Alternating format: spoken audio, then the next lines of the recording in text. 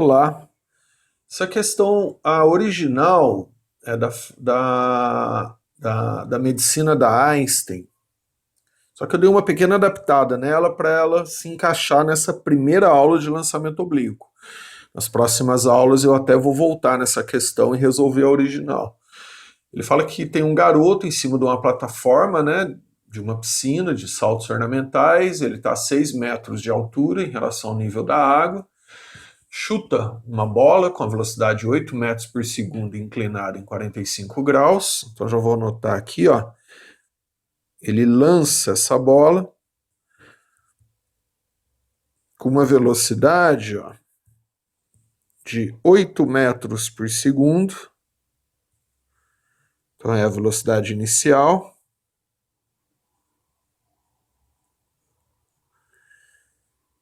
Velocidade inicial, vou anotar aqui, ó, 8 metros por segundo. E ela está inclinada 45 graus em relação à horizontal. A intenção do garoto era de que a bola caísse nas mãos do seu amigo, que está lá dentro da piscina, então a figura mostra isso, né? Ó, a bola lançada num plano acima da piscina. Então, eu até escolhi essa questão para mostrar isso. Nem sempre a bola, o objeto em lançamento oblíquo, volta para o mesmo plano. Nesse caso, ele foi lançado aqui de cima, ó, e chega lá embaixo. E aí, gravidade 10, né? Se ele lembrou seno e cosseno de 45, aí eu perguntei o seguinte, dos pontos destacados na figura, então aqui eu destaquei, ó, 5 pontos na trajetória da bola, desde o seu lançamento até o ponto que ela chega lá embaixo na piscina. Em qual ela terá menor velocidade, qual a intensidade dessa velocidade. Então lembrando, né, todo o corpo em lançamento, vou analisar a letra A, né, ó. Todo o corpo em lançamento, ele tem a velocidade de lançamento, aí ele tem duas componentes, que é a componente horizontal e a componente vertical. A componente horizontal nunca muda. Então, em todos os pontos que eu desenhar aqui, ó, a componente horizontal, ela é sempre a mesma. Já a componente vertical, não. A componente vertical, de acordo que esse corpo sobe, ela diminui, por conta da aceleração ser para baixo, até que no ponto mais alto ela zera, e aí depois ela aumenta para baixo, até que no ponto mais baixo ela é a maior possível. Já a horizontal é constante. Então, por isso que a menor velocidade é sempre no ponto mais alto. Então, se eu analisar o corpo aqui, ó, lá no ponto 2 da figura,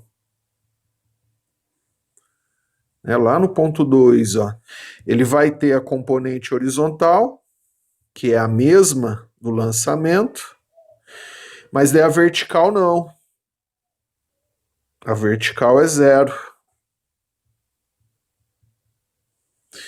Então, por isso que é a menor velocidade em toda a sua trajetória, no ponto mais alto. Então, ponto 2, e aí como é que eu calculo a intensidade dessa velocidade? Eu vou decompor o vetor, né? O ângulo de lançamento aqui é 45 graus. Então, né, bem no lançamento ali, ó. Então, essa velocidade, ó, a velocidade do corpo passa a ser a componente horizontal, e aí eu vou fazer V0 para decompor, para pegar o V0, que é a velocidade de lançamento, e decompor na horizontal, a gente faz cosseno de 45. Cosseno do ângulo de lançamento. Então vai ficar 8, né? 8, que é a velocidade de lançamento, cosseno de 45, raiz de 2 sobre 2. Então a velocidade dele no ponto mais alto vai ficar 4 raiz de 2 metros por segundo. E é no ponto 2, que é a menor intensidade de todas. Ó. E a letra B, ele pergunta em qual dos pontos ele vai ter maior velocidade, não menor.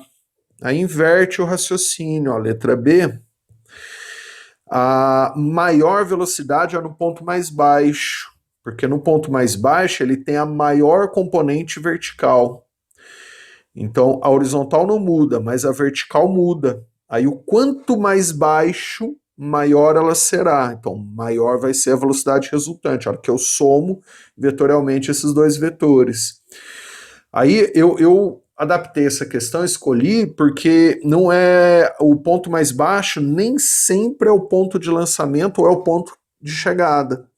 Então tem que analisar. Nesse caso, ela foi lançada no ponto mais alto e chega num ponto mais baixo. Então é no ponto 5, que ela vai ter maior componente vertical. Então resposta ponto 5. Porque daí ó, ela vai ter a maior componente vertical possível. A horizontal não muda, né? A horizontal é constante o tempo todo. Então, ao calcular a velocidade resultante aqui, ó, eu vou ter o maior vetor possível, né? Então, essa é constante. Essa no ponto mais baixo é a maior de todas, seja no lançamento ou na chegada. E essa aqui, então, passa a ser a maior possível, que então é o ponto 5. Legal? Espero que você tenha entendido. Um abraço, bons estudos.